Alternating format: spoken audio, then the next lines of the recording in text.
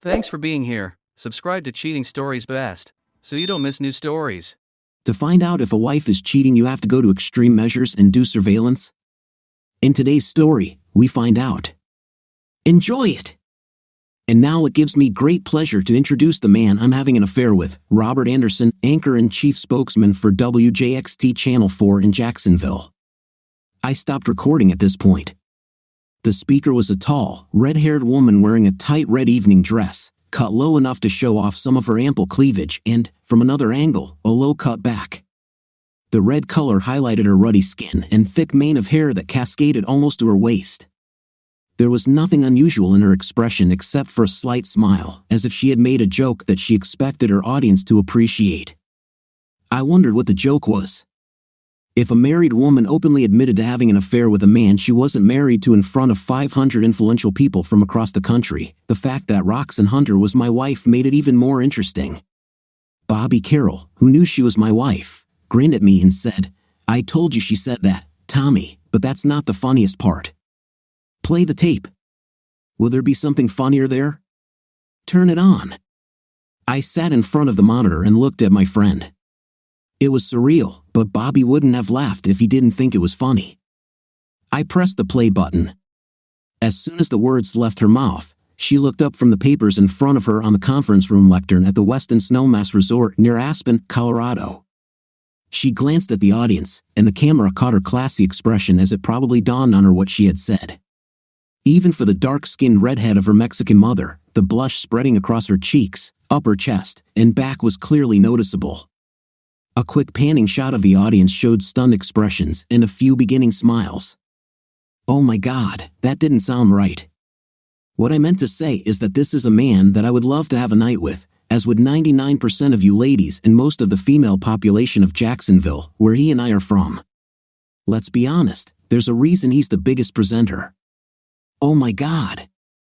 She turned to the blonde man sitting next to her on stage and said, "Please, Robert, come up here before I dig my own grave with my words and destroy your marriage. Help me." He pushed back his chair and stood to his full height, 6 inches taller than her 5 feet 10 inches. He was a big guy. He stood next to her for a moment, then hugged her and kissed her on the cheek, prompting cheers and whistles, mostly from women in the crowd. I wish I knew about intimate rocks. I would have had more fun. At these words, the audience burst into laughter. I got it. Typically, literacy events, wherever they were held for educators, policymakers, and anyone else trying to reduce illiteracy rates, were respectable, sober, and inspiring. Cheerful, not very often, in fact never at all. It was a little different with educators from all over the country, mostly from major cities, gathering in the pleasant atmosphere of Aspen before Christmas as a kind of reward for their good work over the past year. Probably 99% of them had never heard of Roxanne or Anderson. I was sure that after enjoying the evening, they would head out to bars around town, party, and maybe do a little skiing the next day. Not a typical environment for a literacy event. Standing in front of the audience, Anderson was calm, confident, and cute. It was easy to see why WJXT had nearly regained its former dominant position in the Jacksonville and Northeast Florida television market, taking away some of my channel's audience, WJXT 12. He was a tasty morsel for women. All presenters, whether men or women, of course, were like that. You no longer saw unattractive presenters. The only relatively unattractive employees you saw on television were the reporters on the ground, and even some of the good ones were fired around town for being too fat, too old, or just plain boring in front of the camera. It was unfair, but that was life. It was business. Everyone knew that Anderson was only here temporarily. He really was a good journalist who rose from the position of field reporter instead of jumping to the position of anchor straight out of journalism school. Due to his good looks and intimate appeal, networks are always looking for smart and nicely people. He wouldn't stay here longer than a year if he stayed at all. Anderson looked at the audience with a look that told every woman, every person, that he was speaking to them personally. Then he looked at Roxanne again. She blushed, and I thought something had passed between them, but maybe it was because I was angry. He looked again at the audience and said, "I'm sure this will be news to you, but the fair Miss Hunter's husband, Tommy Hunter, is the news director for our competitor, Channel 12, in the great city of Jacksonville, Florida. Where I enjoy working as much as I do, as a competitive journalist, I would like to annoy Mr. Hunter, but I can assure him that I have had no dealings with his wife. He looked straight into the camera, and I knew this son of a was talking straight to me. It's not that I wouldn't want to annoy him. If I had the chance, I would definitely remember it. But I don't, although I must admit that I may have pleasant dreams about it in the future. He looked down at his notes, and when he looked up again, the hot and cute persona had been replaced with sincere and serious. He began, but all jokes aside, we are here tonight for a very serious reason. There are thousands of people in our community and communities across the country, from the poorest to the richest, who simply cannot read a bottle label, a prescription, or the directions for taking medicine. They will be, or are, disabled throughout their lives because they lack one basic skill needed to survive in the modern world: reading. We are here today to thank each and every one of you for your efforts in solving this problem. From that moment on, it was a sincere, routine, and serious speech. Like the rest of the evening, I saw fragments of it.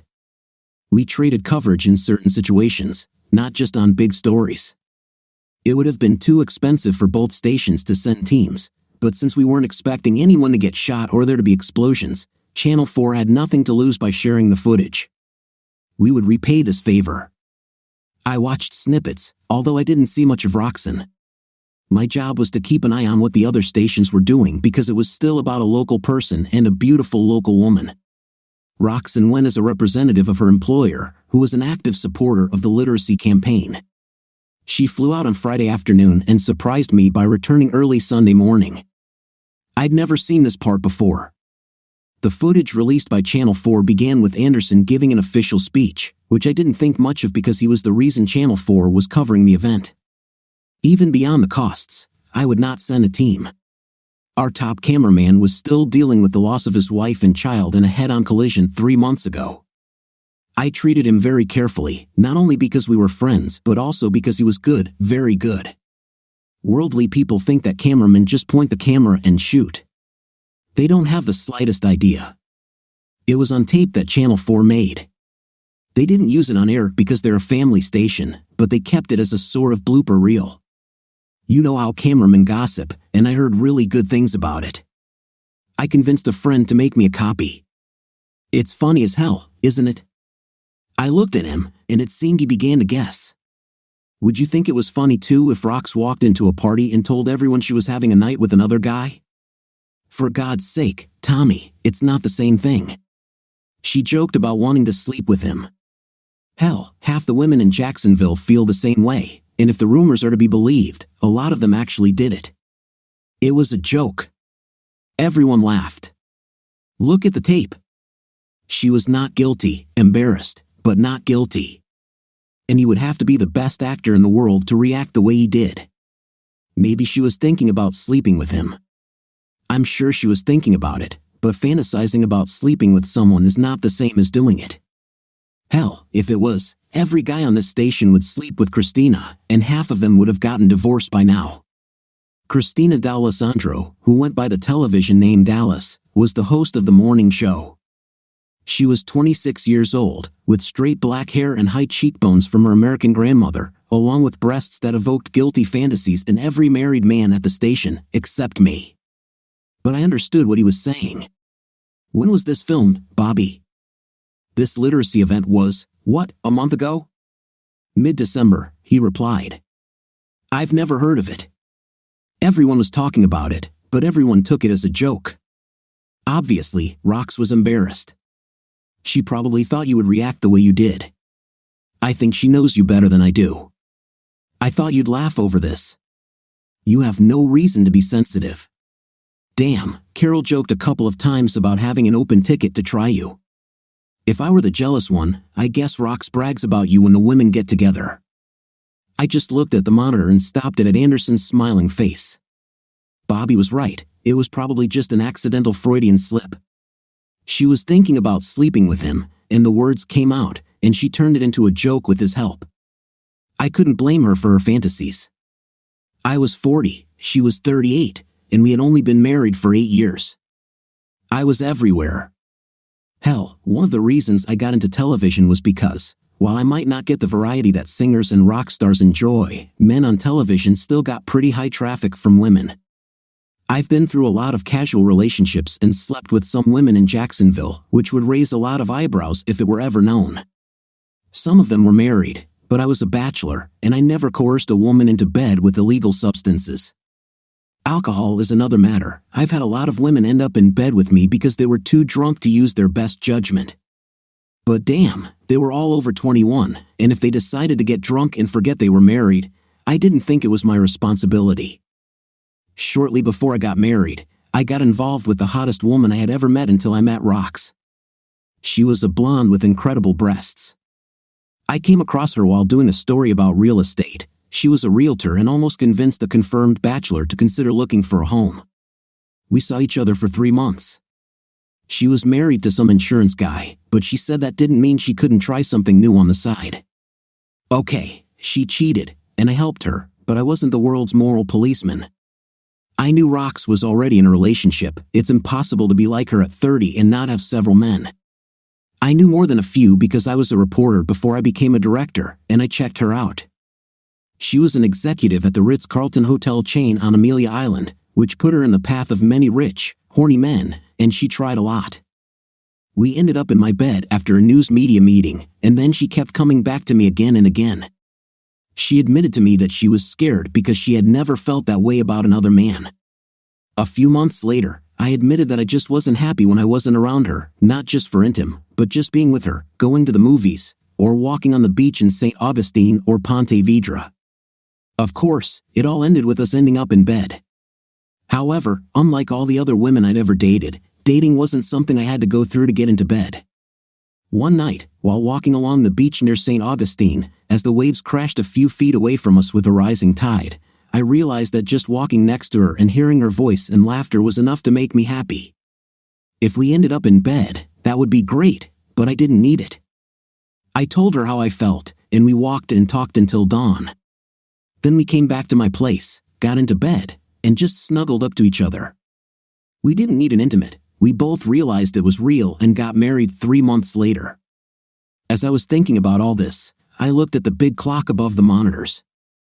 It was 7 p.m., and we had long since finished preparing for our local Thursday evening newscast. January 26, 2012, the holidays had passed, and life had returned to its January routine. Casey Martin would anchor the nightly newscast, and I'd be back at 8 a.m. to prepare for the next evening's 90-minute local newscast. "Come on, buddy, let me buy you a beer, and then we can go back to our loving wives," Bobby said, giving me a worried look. "Thanks, Bobby, but not today. I have a few last things to finish, and then I'll go home." "Tommy, dude, you're okay, aren't you? It was just a joke that went wrong, that's all. I can be an idiot sometimes. I shouldn't have shown that to you. Carol always says I'm an idiot. Maybe she's right." I reached out and hit his arm hard enough to make him wince. "Okay, you're an idiot.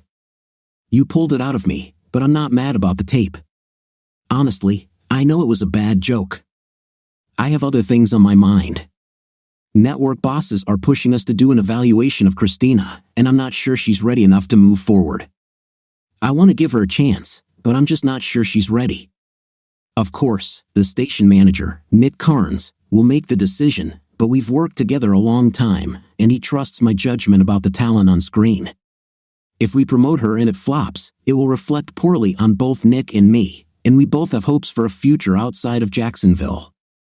However, if I don't promote her, I know it will break her heart. She's a really nice girl and not the typical diva you'd expect from a woman with her looks. Please, please don't promote her. God knows how many men's hearts will be broken here. I know my nightlife with Carol will suffer. Half the time I'm with Carol, I fantasize about Christina. For God's sake, don't talk about it. Rox and the women are talking, and Carol will kill me if she finds out. Get out of here, Bobby. My lips are sealed. Let me finish so I can go home to Rox." When he left, I went into the archives and pulled out all the film I could find from that event. In addition to the raw film that wasn't shown on Channel 4, we usually record other stations' coverage to make sure we don't miss anything. Using the computer, I found every second film that night. In fact, other than his speech, There wasn't much footage of my wife and Anderson. I watched the moment when they exchanged looks after her slip of the tongue. I couldn't read it, although I watched a lot of tapes, but there was something there I just couldn't understand. I watched the rest of the meeting on tape. It was incredibly boring, with tons of footage of people walking up to the podium, accepting awards, and thanking their loved ones for their support. Among all this, I found 2 more points. The first was before her introduction. This was a shot from afar as Anderson walked into the room with his arm around my wife's waist. They were talking, and she was laughing. When they entered, she leaned towards him and whispered something in his ear, at the same time touching his hand in a familiar manner, as a woman does when she knows you well or wants to get to know you better. When I saw the look on his face, I knew he was sleeping with her. It was anticlimactic after that, but I continued to watch. There was a moment when the camera was focused on some teacher standing at the microphone with an award. It would have been just a few minutes before Rox introduced him as the keynote speaker. Behind them, I saw how Rox and Anderson sat and picked at their plates. It only took a second, but the camera caught him gently swiping a piece of something from her bottom lip.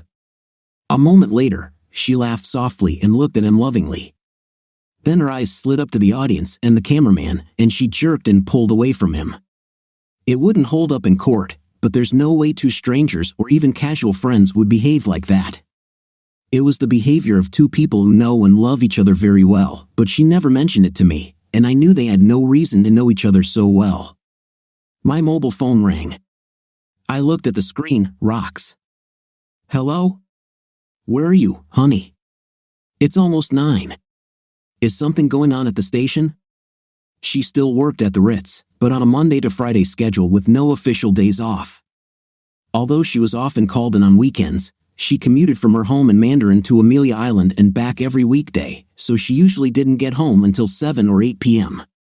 I was usually home before her with something to eat, whether it was bought along the way or defrosted. Just working late on a project, I said.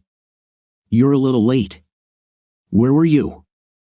Oh, we had to work a little longer, and then Jen and Cassandra wanted to stop for a drink at a new place right before getting off on 95. Great drinks, and they have these delicious young waiters bringing drinks.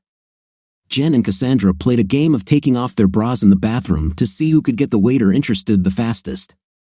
Jen was single, and Cassandra was divorced from her abusive husband, and Rox loved to tell me stories about all the crazy things they did as single women. She said, "It makes me hotter when I get home." The silence dragged on. You must be very tired. Don't you even want to know who won the competition? Not really, I guess. I'm really tired.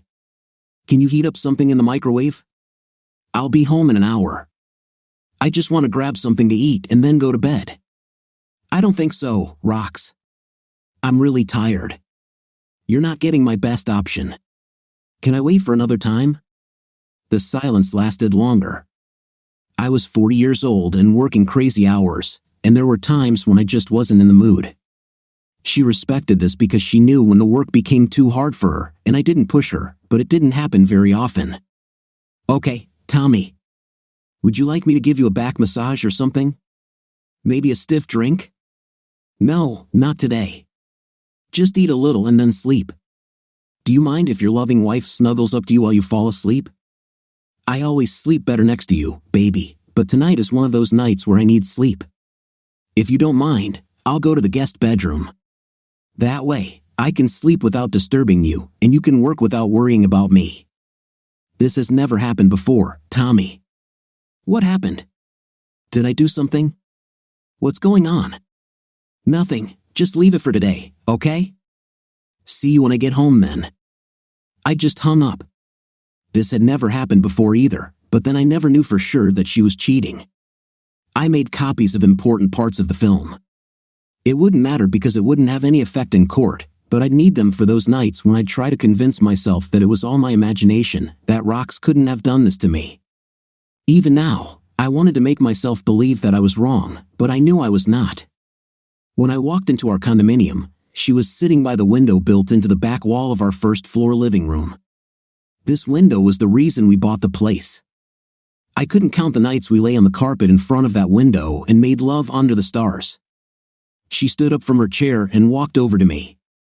Before I reached the counter separating the kitchen and living room, she hugged me and wrapped her incredible body around me before trying to kiss me. For the first time in our lives together, before and after marriage, I turned my face away so she kissed my cheek and let her hold me. I didn't hug her back. She hugged me again. Slowly, she stepped back and looked at me as if she didn't recognize me. "I'm really tired. Did you heat something up? Chinese beef with broccoli. Would you like me to make you a plate?" "It's okay, I'll do it myself. I'll go to the guest room, eat something, and go to bed." She reached out one slender hand and touched my shoulder as if I were a fragile crystal that could break. The image of her placing her hand on Anderson's shoulder in the same gesture, full of love and possession, flashed through my mind. She must have seen something on my face because she removed her hand and stepped back. "Tommy, what's going on? I know something's wrong. Don't tell me everything's fine. You're scaring me." I looked into her eyes, and even now, I couldn't believe that what I knew to be true had happened. For a tiny fraction of a second, I wanted to pretend that I could survive this. We could go on, and I would forget. I would convince myself that I never saw that recording of the meeting. I would resist the urge to stalk her, check her phone, or read her email for secret accounts and love messages. I would put it behind me, force myself to forget, and someday, the denial would become the truth, and it would all be over. It would be as if it never happened. But it only lasted the slightest fraction of a second. You cannot ring a bell and not hear it ring. I could never forget what I had seen, what I now knew.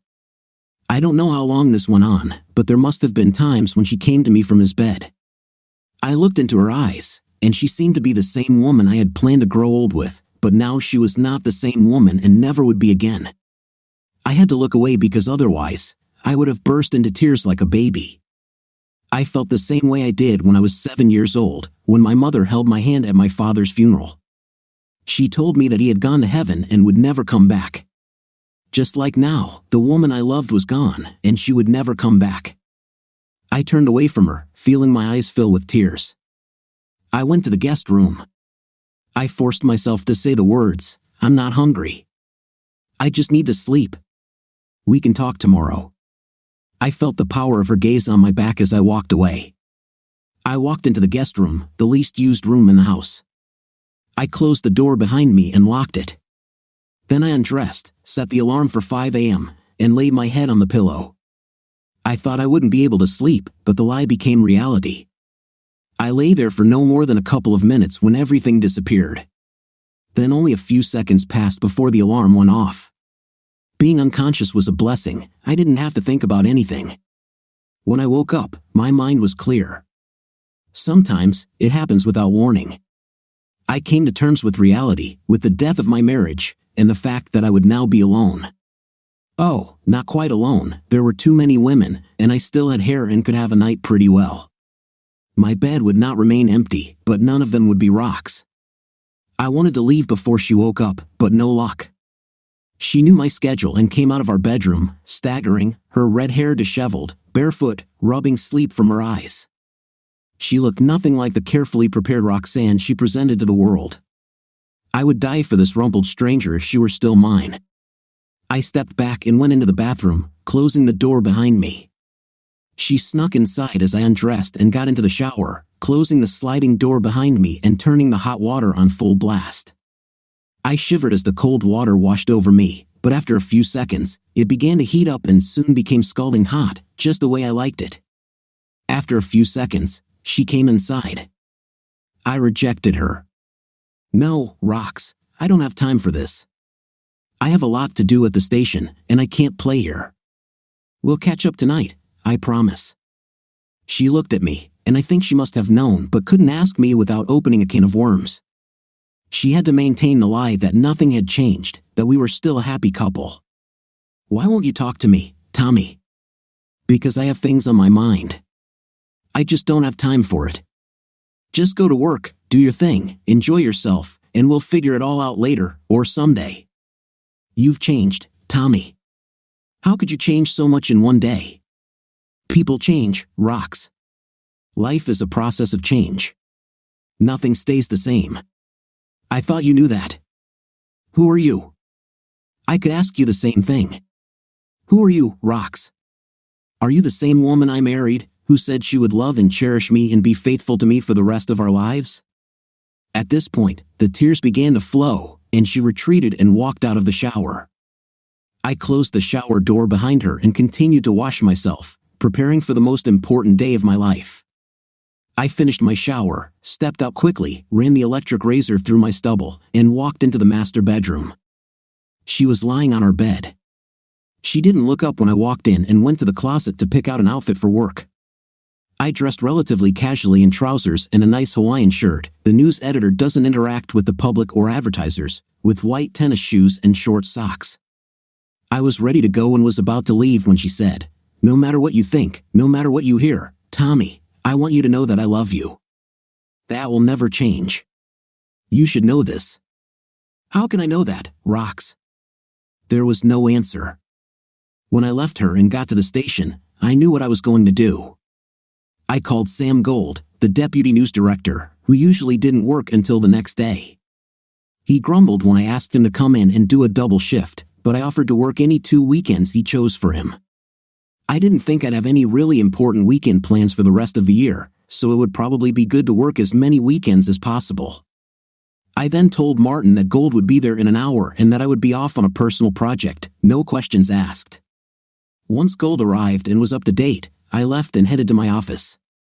I needed to think, make some personal calls, check emails, and make plans. At noon, Robert Anderson's private and very personal email received a message with the text, "You and that prostitute Roxanne Hunter were very careless. There are pictures of you sleeping with her. You should have been more careful." At 12:15 p.m., the following message arrived with a photo attached. "I know you're trying to get a job at the CBS affiliate in New York. How do you think they'll feel about a scandal involving you and another station official's wife using illegal substances? Do you think they're still interested?" The accompanying photo was clearly photoshopped but showed a without clothes Anderson in bed with a without anything Roxanne Hunter and a bowl containing a suspicious white powder. At 12:30 p.m., the following message arrived, "Time is ticking. Whether it's fake or not, there's ample evidence of what you and she did. Did you know that the new co-owner of the group that bought a majority stake in the flagship CBS station in New York is a very quiet but dedicated member of the moral majority and a devout Christian?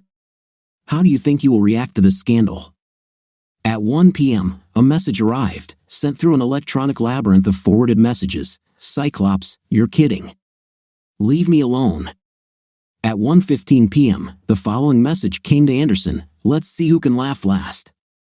At 2 p.m., Anderson sent a message to Cyclops, "You win. What do you want? How much do you want?" In response, "Not money. Just come to New Siam on Adams Street, opposite the Bell Tower at 3 p.m. If you don't come by 3:15, I'll leave." At 3:10 p.m., Anderson entered New Siam and looked around. He didn't recognize anyone until I turned from my seat in the booth in the back and waved to him. "Hi, Robert. What are you doing here?" He stood there for a moment, then walked to the back and stood looking down at me. "Do you understand that I have several friends from sheriff's departments ready to arrest you for extortion? Bring them if you're ready for a storm." Big words for a guy whose career is about to go down the toilet. "You can't work in news anywhere else." "I don't think so." "What kind of threats did you receive? Telephone threats? Did anyone demand money? I'd like to know why you're here threatening me.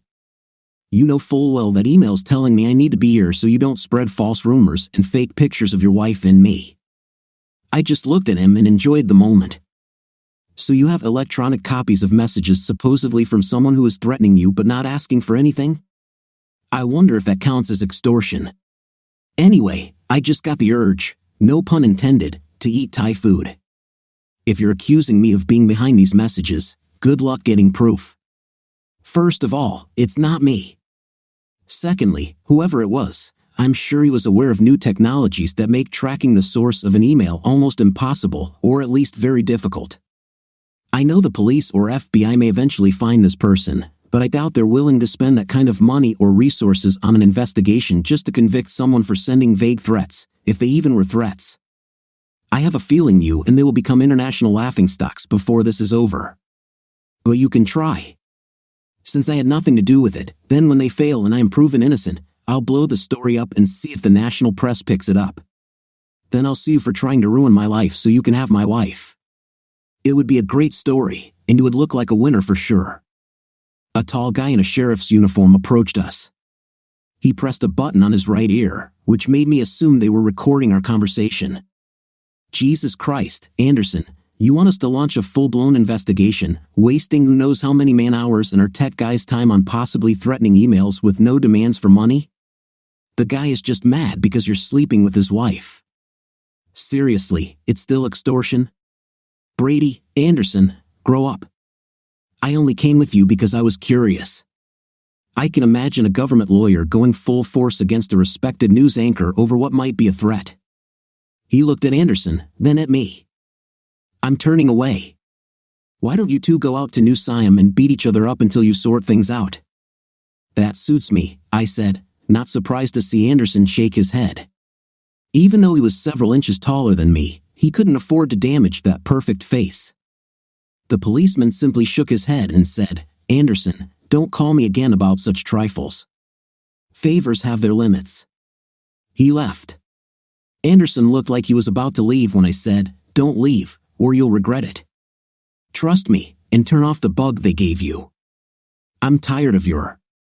Hunter, you're putting me through all this because of some fantasy about me and your wife. If you leave, Andre, you'll regret it for a long, long time. You probably think I'm bluffing, but are you willing to take the risk? I just want to talk. Order a cup of wonton soup or something. He leaned back in the booth. I'm not hungry, but I'm intrigued. What are you up to? Okay, cards on the table. I heard about the performance my wife gave you at a literary night a month ago. I've also watched a lot of footage from that night. I have no doubt about what's going on, but I have questions that I want answered. I need you to answer them. I don't need to answer your questions because nothing is happening.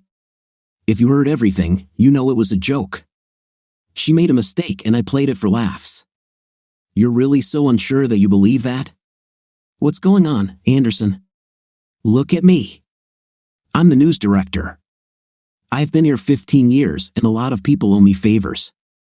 I also know where a lot of the bodies are buried and I have a whole team of investigators. I don't know how long you and she have been dating, but if it didn't start on the night of the banquet, there's a trace. There are people who know something, but you weren't careful enough, and I will discover it. If you don't tell me the truth or lie to me today, when I find this, I will destroy you. There is a photograph, actually, a series of photographs, showing you snorting illegal substances at a party 6 months ago. They were taken secretly on a cell phone you never knew about, but they're real. They came to me, and I hid them because you're another news guy and I didn't want to ruin your career just because of your stupidity. You must understand that I know many people in networks on both coasts, people I have met and worked with. I will tell everyone that you are undisciplined in terms of illegal substances and intimate. Being an anchor or having a high-profile position online is not the same as being in Hollywood. It doesn't add shine to your reputation, it makes you untrustworthy. There are a lot of news directors and network people, guys in their 40s and 50s with young, beautiful wives, and they really don't want someone like you to have them. I may not stop you, you may be on a rocket to the top, but I will do anything to hurt you. He leaned back and looked at me as I laid out the situation. He didn't say a word, and then finally said, he sipped the hot green tea the waitress brought before Anderson arrived. If you answer my questions honestly, I don't want to destroy you, although I will if I have to. I want to know how you and my wife met and what happened. Is it still going on? If you answer honestly, you will leave here and I will forget about your existence. I am going to divorce her, but your name will never come up. I will keep it simple, irreconcilable differences. How can I trust you? You can say anything and then, if you get angry with me, I give you my word, and there are many people in this city who will say that it is reliable. I have never broken my word. He looked at me for a long time, then asked, "What is this?" "If it's green tea, call the waitress." "I love it. I just didn't know they served it in a Thai restaurant. I've been eating here for a long time and the owner is a friend of mine." He said, "Not many people like it." After the waitress placed the pitcher and cup in front of him, he filled the cup with hot tea and took a sip. Finally, he looked at me and said, "It wasn't personal, man. I knew she was married to you. We even talked about it, but it just happened. How can I be sure you're telling the truth? You're a selfish enough idiot to claim things just to piss me off." How many people know that she has a small tattoo with the letters TH and an arrow right on the inside of her butt? It's not visible in a bikini, you can't see it. She got this tattooed 2 years ago. It made me very happy then. He took another sip. We're at the Ritz a lot, news stories, meetings, conferences. And you know, it's impossible not to notice her if you're around. She just stands out. So I started flirting a little. It was about a year ago, after I first came here. She flirted back, but it was just for work. When you look like her and are in a position like that, it's part of the job, and I knew that. So I never expected anything to happen. But over time, I realized that she was interested in me. I can't help the way I look, and I know how women react. So after 3 months, I tried, but she rejected me harshly. She even hit me in the face the first time this happened in a long time, and I thought that was it. There were a lot of other hot bodies interested in me. It was the looks, the body language, they move closer to you, touch your arm or forearm when they don't need to, that look they give you, or they put their hand on your knee when you're sitting together. She definitely gave signs, but I misinterpreted them. I walked her to the car after a late meeting and tried to kiss her. She hit me and said that she was married. She got into the car and drove away, leaving me with my nose, so to speak. I looked at it and could see it playing out like a movie in my head because I had received the same signs once upon a time. Suddenly, I wanted to leave, but I needed to know more. About a month later, we ran into each other again. She was calm but fine, and things seemed to improve. Then came the night of a big conference for North American ad executives. There was a cocktail party and a dance. I was representing the station, and she was there. We both drank, and I asked her to dance. This time, she didn't pull away. So, I asked if she wanted to get some fresh air. We walked out into the parking lot, then stepped off the concrete onto the uneven grass. She lost her balance, and I caught her, losing mine. We both had quite a lot to drink. We fell on the grass, and this happened. Have you been doing this? Yes. Is that enough? Not really. It didn't take long, which is a good thing, because within 15 minutes, one of the ad guy's wives and another ad guy who was not her husband almost walked into us. Luckily, we were already dressed, and she was smoking, so we had a reason to be there. Did she smoke? She smoked when we first got married, but after I nagged her for a couple of years, I thought she had quit. She said she quit. Another lie? Yeah, she said she almost quit but was upset. She told me it was a big mistake and that we should forget it ever happened. I told her it was just talk. Usually, when women are with me, they don't forget. He noticed the look I gave him. What can I say? I'm tall and handsome, they say, and I like night. There aren't usually many complaints. It's just the truth. Anyway, after a while, I wouldn't mind a second round. I thought that since we'd done it, we could continue, but she didn't want to. She left, and I didn't see her again that night. I tried to remember, and it was in August, 6 months ago. She had a big meeting, and around midnight, when I was starting to worry about her, she called. She sounded strange, like she was crying. She then said she had drunk too much to drive home, so she would stay the night. The hotel always kept rooms for employees for such cases. I didn't think about that. She came back the next day, and looking back, she was strangely depressed. Depressed is the word. She was usually loud and expressive, but she was quiet the next day. Looking back, I even asked her about it, and she simply said she had drunk so much that she was still feeling the effects. I didn't push for intim, being a good, compassionate husband. She was quiet for a couple of days and then returned to her place. About a week later, she called me at the station, saying she wanted to talk, and we met at Starbucks. She told me we had made a big mistake and that it should never happen again. She loves her husband. I asked her why she called me. She said she wanted to let me know it won't happen again. He gave me a look that made me want to strangle him. When they tell you they want to meet up to tell you they won't have an intimate with you, you can be sure you'll sleep with them. We did it all over again. Then I realized that I should not have met her. Not only were we going to get a divorce, but all my memories of her from the moment we met until a few nights ago were ruined.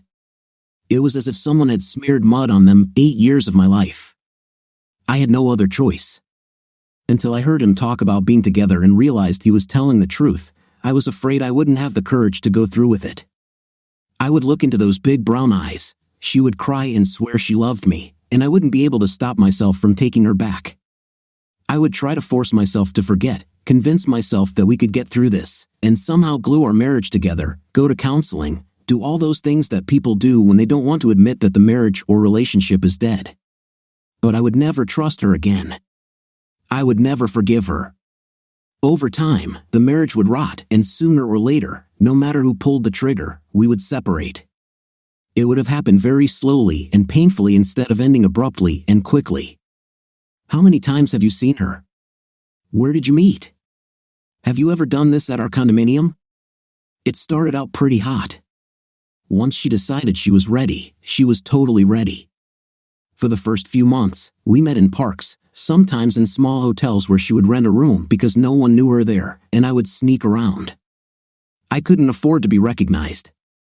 But there were days when we wanted to spend the whole day together, so we needed a room. Why didn't you go to your house or ours? We couldn't risk going to my place, too many people know me.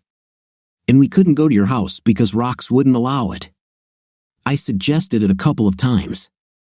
Your place is pretty quiet, most people work, so there aren't a lot of people looking out of the windows, and it would have been much more convenient. But Rox said no. She didn't discuss it. Your house was off limits. Was it just you two?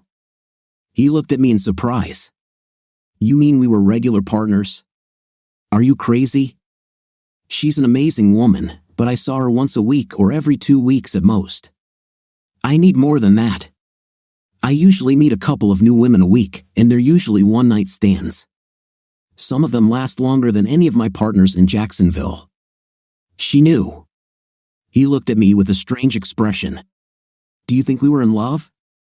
That I had feelings for her or she for me? How can you be with someone for so long and not develop feelings for them or them for you? We were friends. I liked her. I like her, and the night was great, but I never expected anything more from her. I know what you're saying. Women can make it difficult, but she never did. She loved intim. She was hesitant, but in the end, I think she liked it more than regular night. I was overcome by the thought of strangling him.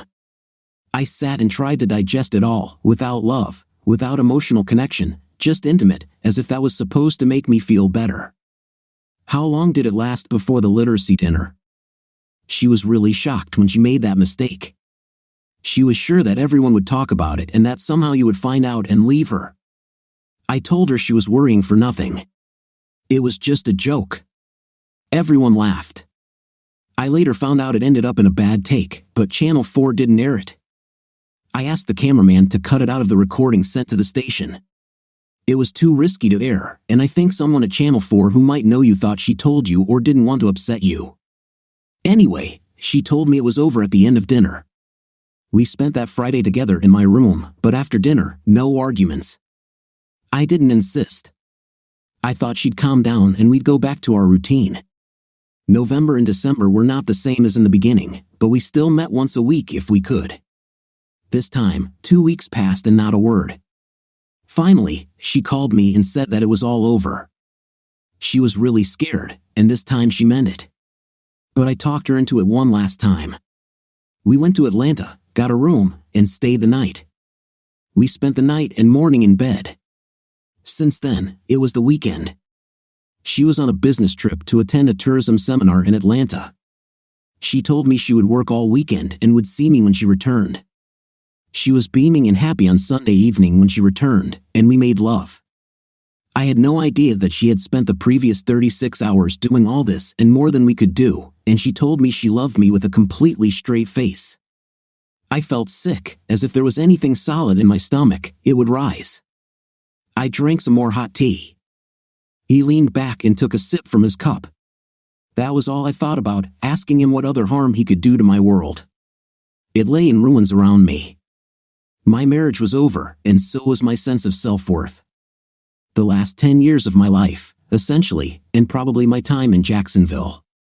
I probably won't be able to advance in my career, but I will be able to take a lateral step. Job openings are always popping up at stations across the country. I could end up in Pena, Oregon, or New York, but I could get a job somewhere. I've made a pretty good name for myself. I couldn't stay here. There are too many places where I could run into her, too many places where I would run into the memories we made together. It would be okay if I could convince myself that it didn't matter what happened. She was simply a very good partner in bed for a long time. However, it mattered because I still loved her and, as I realized, would love her for a long time. I had lived 32 years of my life without knowing this kind of love, and I didn't know if I would ever find it again. But I was going to try damn hard. I didn't realize how empty my single life was until I met her. I thought my married friends moving back home to their wives and kids were crazy until it happened to me. As it turned out, we couldn't have children, but that didn't matter as long as she was there. Now she is gone. We have an agreement, don't we? There was a note of alarm in his voice.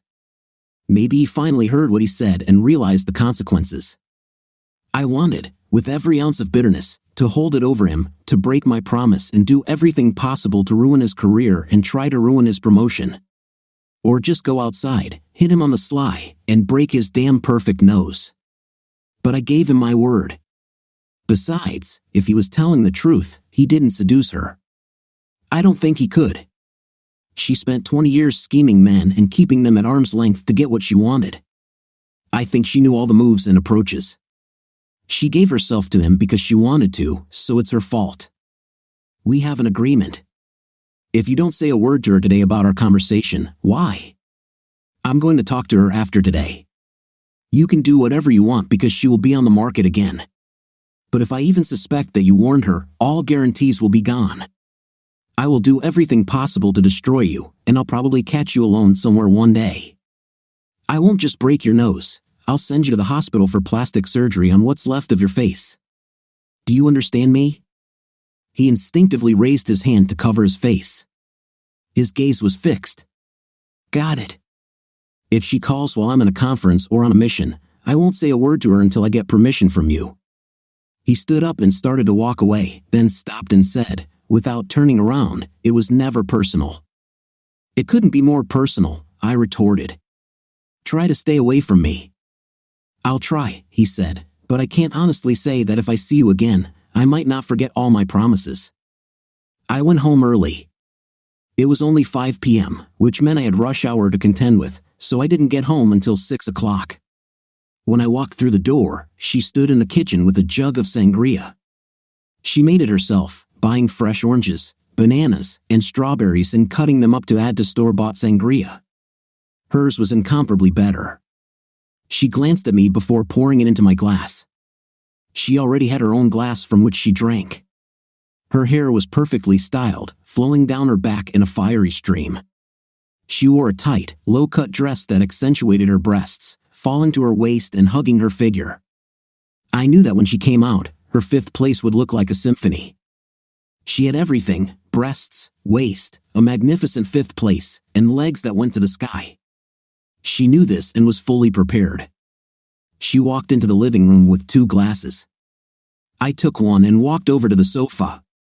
She started to sit next to me, but I motioned to a chair nearby. She understood and sat down.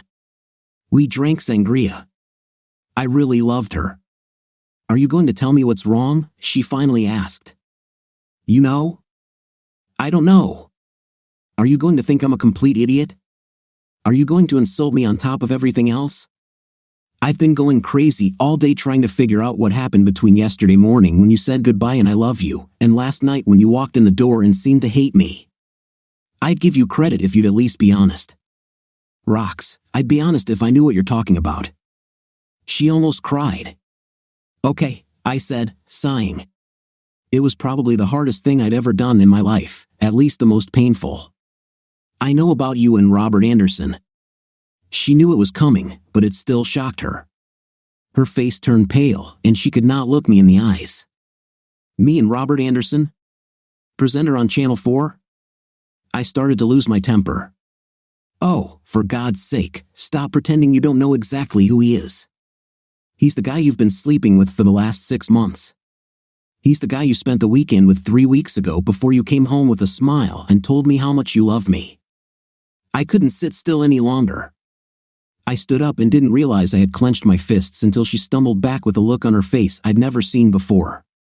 Then again, she had never seen me so close to losing control. He's the man you ruined our marriage for, Rox. He's the man who killed us. We're gone. I hope he makes you happy, or someone else does, because I'm not going to see you again after today. Tommy, don't, please. I forced myself to retreat. I scared myself. I hated her, but I would never forgive myself if I hurt her in a fit of rage. I knelt down next to her and lowered my voice. Just be honest with me, Rox. We were married for 8 years. I loved you. Don't I deserve honesty in the end? Just tell me. I don't know what people told you. It's not true. If you saw the tape, I know it looked bad, but that doesn't mean I slept with him. I fantasized about him. He's a handsome guy, but other than the kiss on the cheek, he never touched me. And I don't know who spread the lies about that seminar in Atlanta, but I can prove that I was present at all the meetings. I was not with Robert for a moment. I did not see her behind the tears that filled my eyes. Even now, she couldn't be honest. That was the end. With lies upon lies, I stood up and walked away from her. I couldn't touch her anymore. I took the mini recorder out of my pocket and pressed play. When they tell you they want to meet up to tell you they won't have an intimate with you, you can be sure you'll sleep with them. We got to my car and had a night. She looked at me, and I saw her brown eyes filled with tears. She looked like the doctor had given her a death sentence. I'm going to be gone for a few hours. Don't be here when I get back. I honestly can't promise I won't hurt you if I see you again tonight. I walked up to her crying and screaming my name. When I returned, she was no longer there. She had taken 2 suitcases and emptied most of her belongings from her closets. She took my threat seriously. God bless. I stood in the center of what had once been our home but was now just the condominium in which I lived. I wanted to curl up in the corner like a child and cry, but I forced myself to go to the guest bedroom, set the alarm for early morning, take off my clothes, and lie down on the bed. Again, I thought that I would not be able to sleep, but sleep was like an escape. After some time, I fell asleep. I woke up on Saturday, and although I didn't have to, I went to the station. I called a lawyer friend of mine and got the name of a good divorce lawyer. Around 6 in the evening, Bobby called me on my cell phone and tried to persuade me to come to his house for a drink and a grilled steak. The invitation was for me and Rox. I didn't say anything to him on the phone, but when I walked in, he and Carol immediately began to treat me like someone who had survived a terrible car accident. And maybe it was. There was no point in hiding it. I told them and watched their reaction. It was like when a friend tells you he has terminal lung cancer. You're sure? Carol asked, very confident, couldn't you? There's always counseling. You guys were so good together. You can't just end it like that. It's not me, it's her, I said. She killed it, and maybe me, for all I know. I need to get tested for diseases. He's such a pig, who knows what he caught and passed on to her, and she to me. Even if everything is pure, I live on autopilot. I feel like she ripped out my heart and took it with her when she left. Carol hugged me, and I just enjoyed the smell and feel of a woman holding me for a while. Bobby later admitted to an angry Carol that he was the one who told me about what Fox said, which rocked my world. Carol was about to attack him when I stopped her. Too many people knew, word would have spread. People would have laughed at me behind my back, and I would have found out sooner or later anyway. I'm glad he told me. Is it true? Carol asked. The truth? I said. I lived in a lie, in a dream world that wasn't real. I thought I had a marriage with a woman who loved me, but it was all wrong. No matter how much it hurts, it's better to know than to not know. They wanted me to stay the night, but I needed to get used to my new life. I moved back to the condo. I just couldn't call it home anymore. Once again, I sank into the darkness of sleep. Sunday was bad, very bad. I went out when I woke up, showered and shaved, then ate a big breakfast. Afterwards, I walked along the riverwalk and looked at the Friendship Fountain as it spewed in the morning sunlight. On the other side of the St. Johns River, near the Museum of Science and History, I managed to kill enough time to go to a matinee at the cinema. I bought another ticket so I wouldn't have to leave the theater for almost 5 hours. After that, I drove to Jacksonville Beach and ordered unlimited crab legs, found another movie I hadn't seen, and spent another 2 hours there. Then I had a drink at a quiet bar called The Last Call, not far from the condo. A Spaniard with thick black hair and light gray at the temples approached me as I sat at the bar, one of the few customers in the establishment. "What did she do?" he asked. I looked at my Johnny Walker glass with one ice cube and thought about the answer. To hell with it, bartenders need to know everything. She broke my heart, trampled on it, and took it with her. Gone for another man. Kicked her out because he found out she was with another man for 6 months. Are you feeling better now? Yes. That's why I spent the longest day of my life trying to fill the void she left. Are you sure you did the right thing? The only thing I could do. He looked at me as he placed the glasses under the bar. I don't know much, but the one thing I've learned is that there is never just one right solution. There are always options. I finished my drink and asked, "How much do I owe you for the wisdom?" He shrugged. "Nothing. I'm just a bartender. Good luck." January gave way to February, then March. I contacted a lawyer and completed the paperwork. Rox returned to the condominium twice while I was gone, and now there was no trace of her. 8 years with me. People at work tried to avoid mentioning her name or asking about what happened between us, for which I had Bobby to thank. I had to monitor other stations, so I constantly saw Anderson anchoring the news and flirting with his colleagues. Every night, I dreamed of punching his face, but nothing happened. I sent out inquiries and received offers from a station in Miami, too close, and in Nebraska, too small, and 2 others. There was always something going on at the Ritz, so I kept getting their press releases, usually written by Rox and Hunter, and wondered when she would stop using my last name. We once covered a conference on advanced neurosurgery at the Ritz. As I watched the recording, before I could stop it, I saw her short comment about the conference filmed in the corridor. The light was good, her hair was still the same fiery red, her lips were like blood, and her eyes, you could drown in them. Her figure was still incredible in a business suit. I knew her too well and noticed the redness of her eyes, the pallor of her usually dark skin. But she smiled and tried to charm the reporter who was interviewing her. She was going to survive. I didn't miss intimate, but there were nights when I brought home some pretty secretary or police girl and decided I wasn't in the mood. Those were the nights I drank until I passed out, no matter where I was. On a Friday evening in late March, the phone rang. I wasn't going out with anyone and didn't want to eat out, so I ordered a stuffed pizza from Papa John's, pulled out a 6-pack of Michelob Light from the refrigerator that I now always kept on hand, and settled down to watch a Lord of the Rings marathon on Blu-ray. "Tommy?" I was silent for a long time. I wanted to hang up. I should have done it, but I didn't. "Tommy, please don't hang up." "What do you want, Rox?" "I want to come and talk to you." "We have nothing to talk about." "Did you receive the documents?" "I got them last week." "Then we have nothing to talk about. Everything is clear. We are just separating. We have no children. We will divide the savings.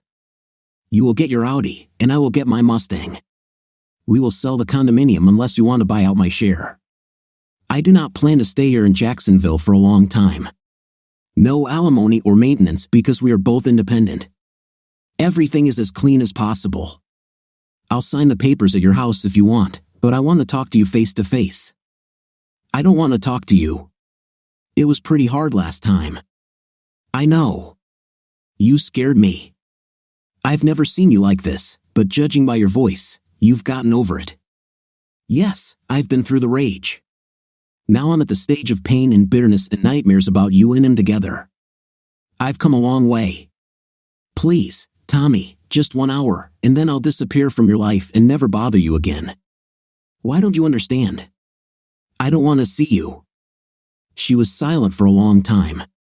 Then she said, "That night you begged me to be honest with you, just once in the 8 years we were together, and I couldn't. Now I'm asking you. We spent 8 years together. I know they were mostly good. You didn't give me 1 hour, just 1 hour in these 8 years. I knew I would say yes because, deep down, I needed to know how I lost her. I could have left her behind and never known, but it would have tormented me for the rest of my life. Okay. How soon will you be here?" "Oh, 30 seconds. The next minute, there was a knock on the door. I opened it and saw her in a raincoat, holding a mobile phone in one hand and a small red purse in the other. She smiled at me, or at least tried to. "Sorry," she said, picking up her cell phone. "I didn't want to give you time to change your mind." The raincoat was expensive, bright red, tight, and as cute as a raincoat tied at the waist could be. But I was wrong. It became even prettier when she untied the belt and it fell open. She may have lost a few pounds, but her curves were still there. We had a night. For what? I finally asked. I wanted you. I wanted this. I wanted to be here.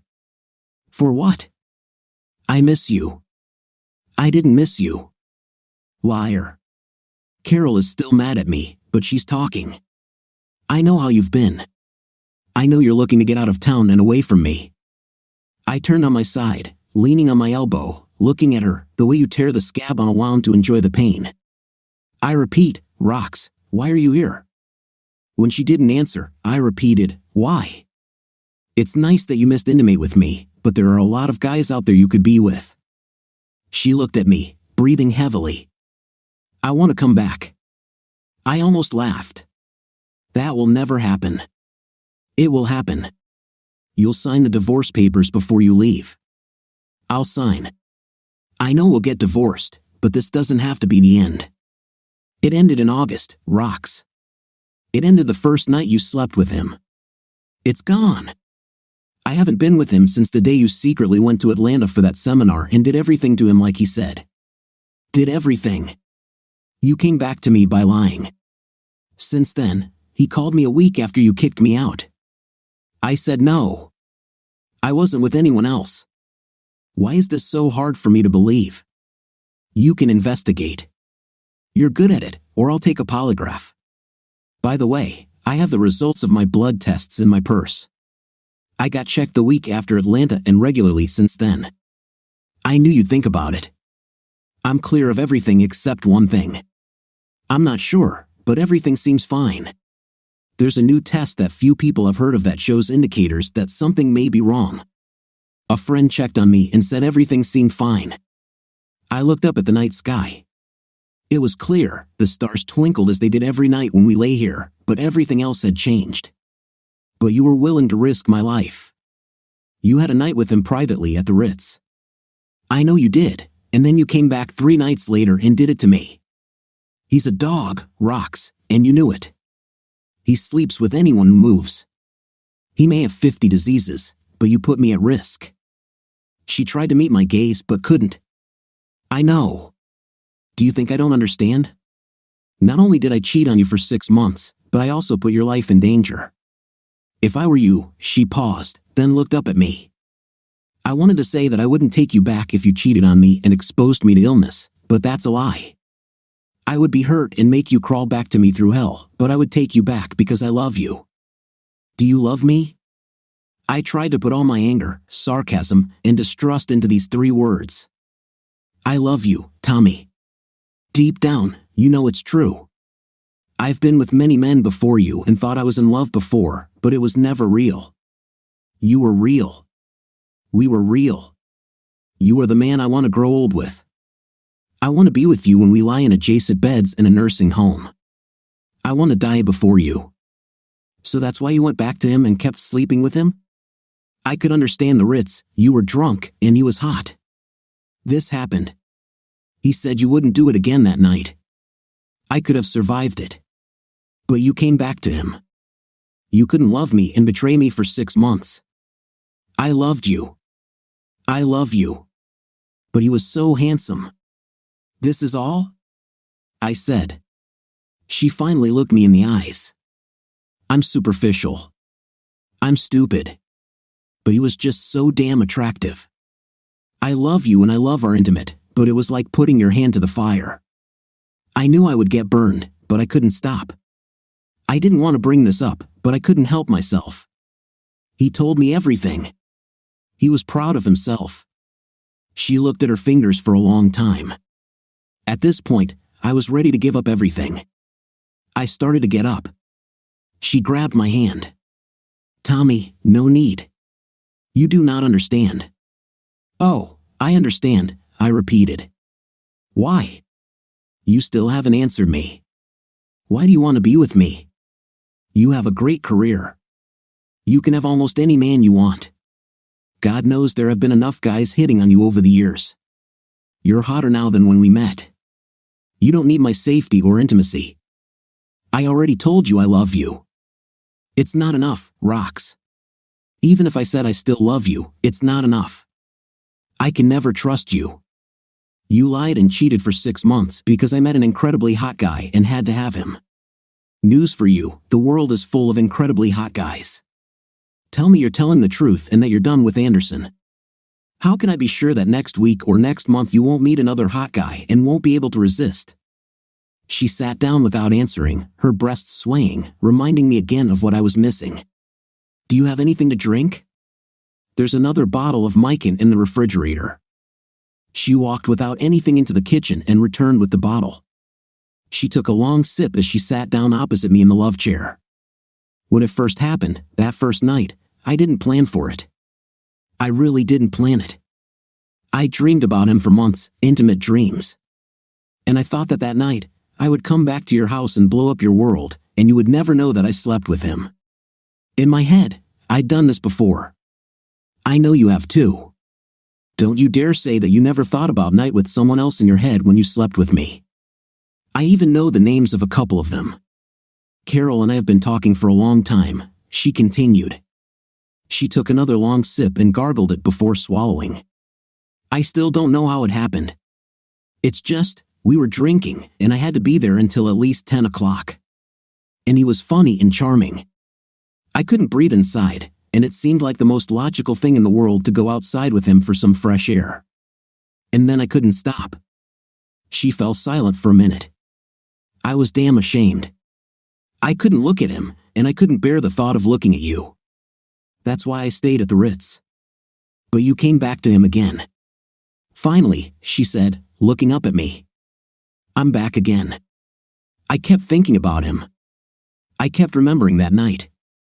I tried to get him out of my head, but I couldn't. I told myself that I would meet him to close this, but I knew what would happen. I won't lie to you about it. I just looked at her. I didn't need to choose words. I knew it would destroy you if you found out. I knew it wouldn't last and that I would never live with him. I knew I would break your heart if you found out. But I still continued to date him. How could you? Because my life with you was in the same world. Where was I, Mrs. Konami Hunter? I loved you, and we had a good marriage. When I was with him, you didn't exist. I wasn't married. All that mattered were those moments, those hours we spent in his car, in parks, or in cheap motels. All I could do was look at her. You probably never knew this, but do you know how you pestered me to quit smoking and checked my clothes to see if there was a smell and caught me 3 times? I always got out of it by having an intim with you. And you never knew that I smoked at work. I had clothes there to change into while the ones that stank of tobacco were drying. I cleaned so you wouldn't find out. I lied to you about it, led a separate life where I could indulge my weaknesses, and you would never have known about it. I told myself that you were a controlling expletive, that I could smoke, and this is my body and my life. I told myself that every couple has their secrets, no matter how close they are. Everyone has a small part of their individual life that they don't give up when they say I do. She finished her Mycan. I know it's crazy, but that's how I felt about him. He was my vice. It was bad and it was wrong, but as long as you didn't know, it was like my secret smoking. I got up and started getting dressed. I didn't look at her anymore. You need to get dressed and get out of here, Rocks. You said you would give me time to talk to you. You keep hurting me, Rocks. Do you want me to give you a butcher knife to finish the job? I tried to explain. Oh, you explained it, I said, tossing her raincoat. You explained it, Rocks. You wanted him more than you wanted me. You knew you'd break my heart and went ahead anyway. You wanted him more than you wanted to grow old with me. I understand you very well. No, you don't understand. I never loved him and never dreamed of a life with him. I could be with him and do those things with him because he was never a threat to you, to us. And I was proud. I knew that you loved me. I think, deep down, I believed that no matter what I did, you would always love me. I truly believed that you would forgive me no matter what. You were wrong about that, weren't you? I was in shock when I left that night. I went to my friend's apartment and just sat there and cried all night. I haven't worked for a week. She finally helped me pick up my things. I told her what I had done, and she said that you would never take me back, that I needed to start a new life without you. I couldn't believe it. For a long time, we were forever. You should have forgiven me. You should have forgiven me. Your friend was right, she said, taking the raincoat from my hands and putting it on as she walked over to the dining table. She took the divorce papers out of her purse and signed them where she was supposed to. She looked at the papers on the table. Now everything was over, except for the official formalities. I never knew what true loneliness was, Tommy. I never knew it until the night I left here. After you left, it was as if I was alone in the world. Everyone else was just shadows. You were the only real thing, but you were gone, and since then I've been alone. At work, with friends, there were no other men. But even if I slept with one of them, I would still be alone. I never knew loneliness could hurt so much. She walked to the door, opened it, and stopped. I know I broke your heart. I know I hurt you.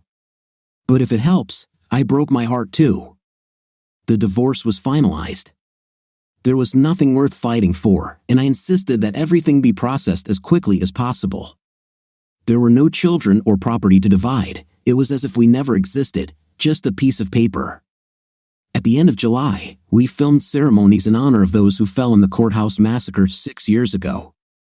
The church bells rang again and again in honor of the police officers, lawyers, and innocent victims of the massacre. There were no calls for their killers. The ceremonies took place at the old court on Bay Street, which had just closed as a new, more than $300 million court opened a few blocks away. At the crossroads of the business community, influential and political leaders, both black and white, gathered that evening at the Prime Osborne Convention Center, the city's old railroad hub and now the city's largest public meeting space. It was a 1,500-seat late dinner to raise money for the families of fallen police officers. All local stations and major networks were present. It wasn't as big of a deal as it once was, but it still made national news. On the anniversary, someone had to be there, and Nick Carnes decided he wanted to be with his wife and children. Since I no longer had a life, he asked me to represent the station, and I agreed. Normally, I would be busy directing cameras and conducting interviews, but this time all I had to do was eat, maybe dance a little, and stay awake during the pre- and post-meal speeches. Christina DeLandro was my partner, and it was funny to watch the expressions on the faces of wealthy businessmen, powerful politicians, and their wives as Christina walked in holding my hand. She was tall with black hair that fell to her buttocks, having let it fall freely for the first time rather than keeping it in a strict business-like bun as she usually did on air. Watching her walk with her hair down, curious glances appeared everywhere. She didn't look like herself at all, but she had that sophisticated Grace Kelly aura, only brunette. She knew what she had. She was wearing a black dress that covered almost her entire back and showed just a hint of her breasts, and she was still hotter than some of the half-without-clothes women in the room. She was almost as tall as me, taller than rocks, and she had the shape of a model, except for those damn breasts. She carried her back like a Marine, which showed them off in all their glory. I whispered to her as we were shown to our seats, "Why don't you slouch a little before you cause a riot? She half glanced at me, keeping a straight face, and whispered back, "Why, Mr. Ben Hunter, are you making a prettiest remark about my breasts?" I tried to keep a straight face. "Just turn down your handsome by at least 4 notches, okay?" "I didn't even try," she said, unable to hide her smile. "I know that's what's scary." As we sat down, I was buttering a bun. Christina seemed to be savoring the flavors of the food since I'd never seen her eat real food. A blonde guy walked up to us with a woman behind him. I stood up to shake his hand. "Dave, Tommy," he said, bringing the plump but attractive blonde over. She shook my hand while Dave held out Christina's hand. She looked at Christina with an expression that I was sure was meant to be friendly, but women, bless their hearts, can't pretend in her presence. There was almost a distinct expression of "don't you dare even think about my man" as she looked over Christina's face, body, and hair. "I think you know him, Christina, but this gentleman is State Attorney Dave Brandon and his wife, Darlene." Brandon turned to his wife and said, "Honey, this is Tommy Hunter, news director at Channel 12, and this is Christina, his wife." Finished, Dallas. I'm sure there isn't a wife in Jacksonville who doesn't know who Miss Dallas is. Glad to see you here, Tommy. And you, Miss Dallas.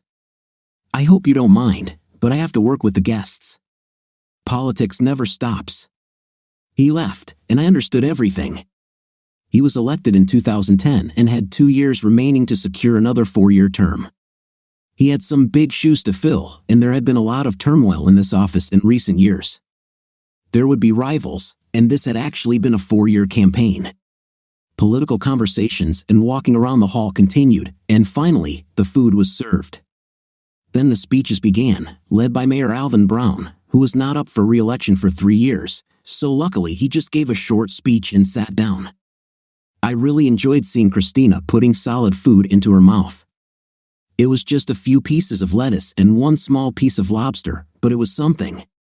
Even when she was chewing, she was cute as hell. She might have been married hundreds of times, but she had a will of steel and was focused on achieving national networks. Then the speeches finally ended, and the center of the huge hall cleared. An orchestra of men and women in their 50s and 60s began playing slow songs from the 80s and 90s, and couples began to rise to dance. Christina lasted about 7 seconds until the first tall, handsome guy came up to her and asked her to dance. She glanced at me, but it was a work date. I nodded, and she straightened up to her full height, sliding onto the dance floor. They kept her there for half a dozen dances while I drank my coffee after dinner until I looked up and saw her standing in front of me with her hand outstretched. "You're giving me a complex, Mr. Hunter." I just grinned, stood up, and we went out onto the dance floor. She was perfect for my embrace, except for those damn breasts. Rox had them bigger, but Christina was tighter. Christina was all graceful bones and waist, except for those breasts. I, like every other guy at the station or in Jacksonville, wondered, but she insisted that everything she had came with the original packaging. "Are you saying that they are completely real?" She gave me a sly look when I asked her at the station party shortly after she arrived, then nodded and told the story few people have heard. Christina Dallas was a very private person. I was a skinny little girl until I was 15, straight and without curves. Then, boom, in one summer, I became 36D. No one on my mother's or father's side could figure it out until they found a photo of my paternal grandmother in an old Bible. The photo was taken in the 40s, and she looked like me. They say my grandfather met her on a blind date when he was 20. He married her 3 months later, and they never slept apart for 50 years until she got cancer and died. We did a few slow dances until someone came up and tapped her on the shoulder. I was lost in those black eyes until I looked up and saw a familiar face behind her. "Rox, can I dance?" Christina looked at me and then at her. "Just one dance, Tommy. One dance. I promise not to attack you. I'm not trying to cause a scene. I paid $500 to be here tonight. One dance. You said you would leave and not bother me. I lied. You'll have time for more dances with your partner.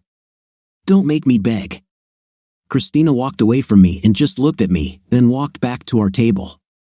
Of course, she didn't have time to get there. She was stopped midway and was back on the dance floor with someone else. I opened my arms, and Rox came up to me. We started swaying to the music.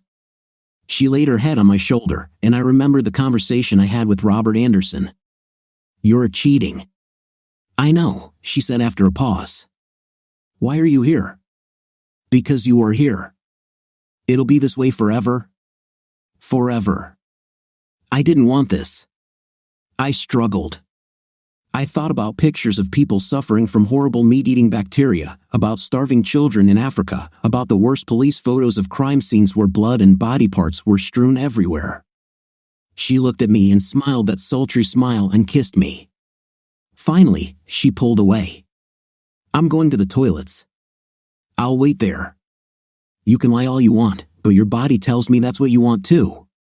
She swayed away from me like a shark passing through herds of people standing in shallow water. When she approached, men's gazes were drawn to her and remained on her until she passed by. She definitely knew how to get out.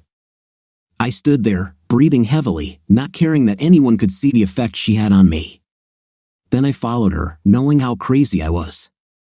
The toilets were down the long hallway and towards the back of the building. When I saw her, I took her hand, and she followed me outside into the back parking lot. As soon as we left, she pulled me into a corner.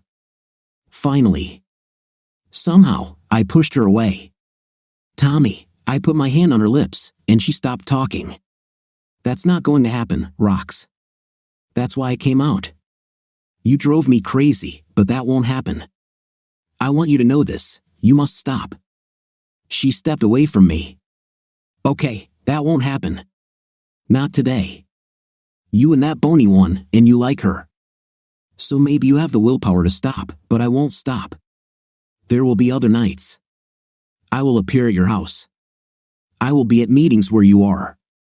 You won't be able to say no every time, and one day you won't be able to deny that you still love me, still want me. I don't love you, Rox. I don't know why you think that I still love you. I divorced you. I kicked you out. I did my best to stay away from you. What else can I do? Charter a plane with a banner that says it's over, Rox? Accept a job in another city. Damn Carol and her chatter. You had 4 very good offers from other stations around the country when you were looking. After you told Bobby and the people at the station that you didn't want to stay here, every time you found something wrong with a proposal. There were reasons you couldn't accept them, but we both know the real reason. You won't leave because I'm here. I could have stopped you. Applied for a restraining order to keep you away from me, to stop you from stalking me. You could have made me a laughingstock, destroyed me, maybe sent me to jail. But I'd still do it anyway. You've got to do what you've got to do. Could you send me to jail because I can't stop loving you? I looked at her dark beauty, at that body that men had been chasing for as long as I knew her, and I still couldn't believe her actions. Have you no pride, Rox? What kind of person can't let go of someone who doesn't love them anymore? No, where you are concerned, I have no pride. I reached out and touched her cheek. She held my hand in hers. Please, Rox, let it go. Our marriage is over and will never be repaired. I told you I can't trust you. Even if I wanted to, I would always follow you, watch your every move, record your calls, and come unannounced. I would treat you like a prisoner. You couldn't live like that. You think you can, but you can't. It would get to you. You would start to hate me because I can never forget your affair with Anderson. Nobody wants to be punished their whole life for one mistake. She shook her head. I don't blame you for not trusting me, maybe never. I know I convinced myself that I could be with Robert and it wouldn't ruin our marriage, but it did. I lost you. I realized that there is nothing in the world, not a single man, that is worth losing you again. Now, you may have to put up with me showing up at the station, but I will never let another man have me again. I got burned, and there's no need to get burned twice. She paused, as if searching for words. I know our marriage is over. I know it's destroyed. But you can mend a broken vase. You can put the pieces back together. She will never be the vase she was, but it can still be a vase. Even if I get you back, I know we will never have the marriage we had. I know that you will never trust me the same way. You will never love me the same way. She stepped forward and kissed me so hard that my lips hurt. It may be a lousy marriage. It may be a broken marriage, but it's better than no marriage. It's better than living the rest of my life without you. Maybe it won't work. Maybe we won't be able to overcome it, but all I want is a chance. One last chance. She turned and walked away, leaving me with the hardest decision of my life. I stood behind Christina as she opened the door to her Atlantic Beach apartment. It was after midnight. Lights and music were coming from the neighboring apartments, and half a block away, there was a bar with loud music. It was a place for young people with high incomes. She turned on the living room light as we entered. "Get a beer from the kitchen," she said as she walked towards her bedroom. "I bought McKellen," I said. "Thank you," she said over her shoulder. "I need to take these things off. I'm not a fan of evening dresses." Despite her appearance, she was a jeans and t-shirt girl, as I had learned over the past year. On the few occasions I saw her in a social setting away from the station and fans, she would tie her long flowing hair into a thick ponytail and forget she had it. She didn't require much care. I went into the kitchen. When she said kitchen, she meant the refrigerator. I opened it and took out McKellen Light. I started drinking it 5 years ago when Rox started making fun of me for having a little bump in my belly. I started going to the gym and switched from McKellen to Light. I knew the Light was for me. Christina was a fan of white wine. I took a glass and poured her a generous portion. She said it relieved stress. I turned towards the entrance to the kitchen. She stood there in all her without anything, her hair flowing around her, her magnificent legs highlighted by the 4-inch heels she now wore. "Much better." "Do you like it?" she said, swaying into the room, those incredible breasts moving with every step. "I always like it." Then we made love. As I lay there, she said softly, "So this is goodbye." Words didn't come to me.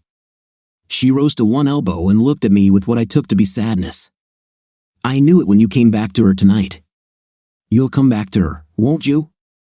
And after a pause, "It's okay, Tommy. It was never real. We were never really there." I knew it. It was quite real. Just, do you love her? Are you in love with her? Maybe. She lay there and ran her hand through my dirty blonde hair. "I shouldn't say this, Tommy, because it will inflate your ego, but for a while after you found out about her and Anderson, I almost thought we had a chance." I looked at her in amazement. "You and me?" I hated the look on her face. "I'm 15 years older than you, Chris. I never thought, never imagined that you and you are attractive, a good husband, and a loving person. Why don't I imagine something between us, especially after that first time?" "Sorry, Chris, I never thought about it. I'm older than you, and you're incredibly beautiful. There are tens of thousands of younger, richer, better guys who will grab you if you give them even a hint of encouragement. Besides, you're going to make it to the top. You will be an international name with your whole life and career ahead of you. I'm not ancient, and I still hope to succeed, but not like you. You are special." She smiled. "You say such sweet things, but yeah, I know. The first time, it just happened. I never expected that I would be infatuated with you. You are the most married man I know. You never stared at me. You never treated me like a piece of meat, and I thought you were so into her that you never noticed me." "I noticed," I said. "And I don't date married men. I never cheated on Rox until that night." She leaned in to kiss me, and I couldn't help but compare her kisses with Rox's. She was a dream come true, but something inside me still craved Rox. I knew what it was and never thought I would insist, but when I found out about that recording. "How are you one of the guys from Channel 4 who has been hitting on me since I got here?" she asked. Everyone who saw it knew that she slept with him. It was written all over her face. But you were so in love with her that I kept silent. I thought you'd find out and, when you did, you'd quit her. And you did quit. But she simply shook her head. I couldn't handle it. We were just one of those moments. She is your heart. I couldn't fight it. Nothing is guaranteed, Chris. Even now, it's just. I have to try. And if I'm going to start a new marriage, I can't be with you." She kissed me again. "I understand, Tommy. I understand. I think I understand. I've never loved anyone like this, but I hope that someday I will fall in love. Trust me, you will have choices, and you will be easy to love. Except for you, not by my choice. When I met you, I thought you were just hot, the hottest I've ever had. But sometimes it happens, and you usually don't see it in advance. This will probably happen to you. I hope that it will be like that. Despite how bad things are now, we were once good." I got up and got dressed. I'd never stayed overnight. I never stayed longer than could be explained as a social visit. We never left together.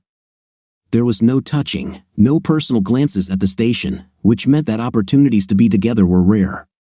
It was like very expensive ultra-rich chocolate. I couldn't eat it often, but it was wonderful when I did. I was proud that no one, not even my best friend Bobby and the people I worked with on a daily basis, had any idea that there was anything between us. When it started, I was happily married, or so I thought, and I couldn't explain it or risk ruining my marriage. It was an anomaly, something that had never happened before and I knew would never happen again. It would end when she left, and we both knew it.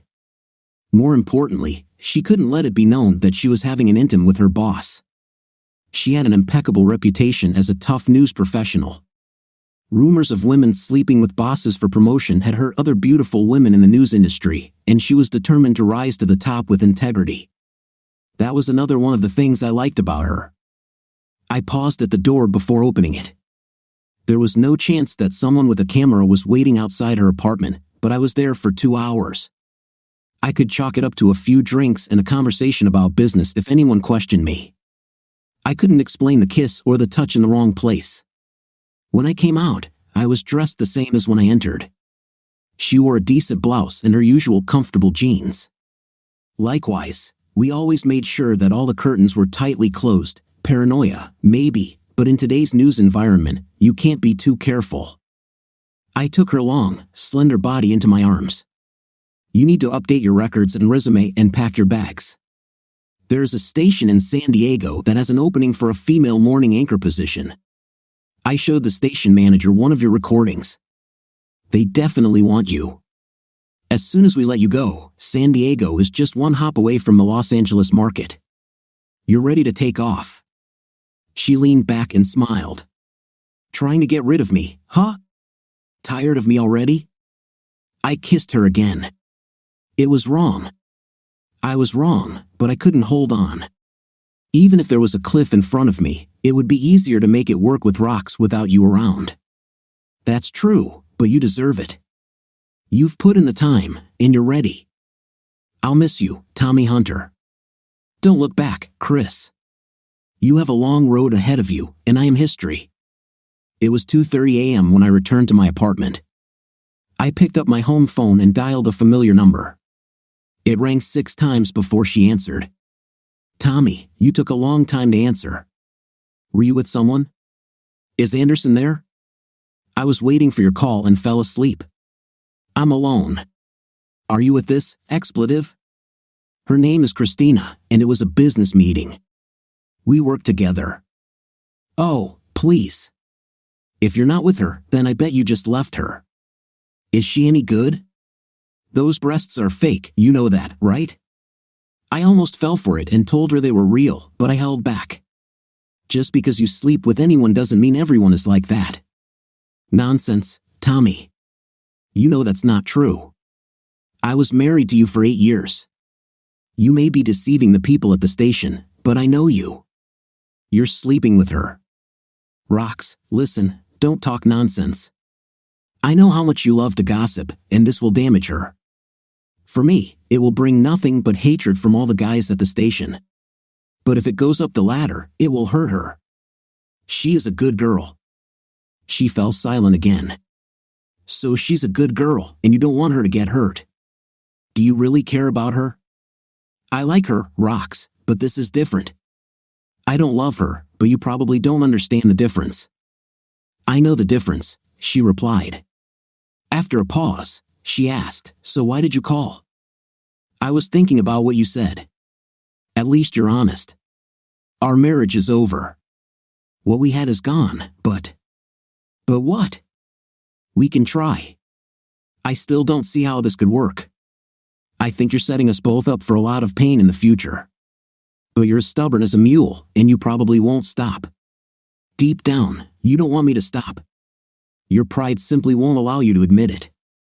But we will overcome this. Anderson was just a stupid mistake, a big mistake, but he never meant anything to me. I saw the way you looked at him at the banquet. You don't look at a man that way if he doesn't mean anything to you. I thought I was the only man you looked at like that in 8 years, but I was wrong. We all make mistakes, Tommy. I just made the biggest mistake. But I'm willing to spend the rest of my life making it right if you'll let me. That's what I was thinking. We are now free. We only have a common past. We were married. I can date others, and you can date others. I want you to be sure this time that I am the person you want to be with in the future. I don't want to risk you getting hurt like that again. It doesn't matter, Tommy. You are the man I want. I expect to get all the night I want from you, whether we're married or not. And you? You won't find anyone who will turn you inside out the way I'm going to do. I sat in the apartment that was once our home and looked at the stars through the panoramic window. I still had a bad feeling about our future together, but I understood how you can get into a situation you never planned, how you can do something that is not typical for you. I understood how you could betray someone you love. But the difference was that I always knew that Chris simply liked me. I loved rocks. It felt completely different when I was betrayed, but I knew I had feelings for Chris, feelings that I would never fulfill because she is too young, and I am too old. I am not going to be the anchor that pulls her down on her way to the top. No matter what I tell myself, I still have a future on top, even if there was no rocks. I was realistic enough to realize that couples like me and Chris never last long. It wasn't just the age difference. She'll move in circles where I'll look weird, then funny, then shameful. Eventually, she'll find the right man to be with. I cheated on rocks and developed feelings for another woman, but I still loved my ex-wife. This was terribly confusing to me. Tommy, how about dinner at Benny's next Wednesday night? I can be there at 6. Can we do it? Dinner at Benny's? Great place. But we've been having an intimate since the first night we met, and I know we will again. But let's imagine that we are exes who haven't seen each other for a long time. Let's start with dinner, dancing, and a movie. Let's go for a walk on the beach in St. Augustine and feed the seagulls. We haven't walked on the beach in a long time. I know. Let's start slow this time. So I'll have to seduce you again, if you can, she laughed, that deep, sensual, hot laugh. You were an easy target. It may not be so easy this time. You won't regret it, Tommy. And why don't you grab a couple of sets of casual clothes when I pick you up? You can leave them here just in case you want to stay overnight someday. This time she fell silent. That would be good, Tommy. I think I'll see you on Wednesday. I love you. I lay on the carpet, looking at the stars until I fell asleep. For some unknown reason, I felt better than I had in months. What do you think of our story today? I think the husband did the right thing by setting up a camera at the event where his wife was, so he could find out what was really there. What's your impression? Write in the comments. See you later.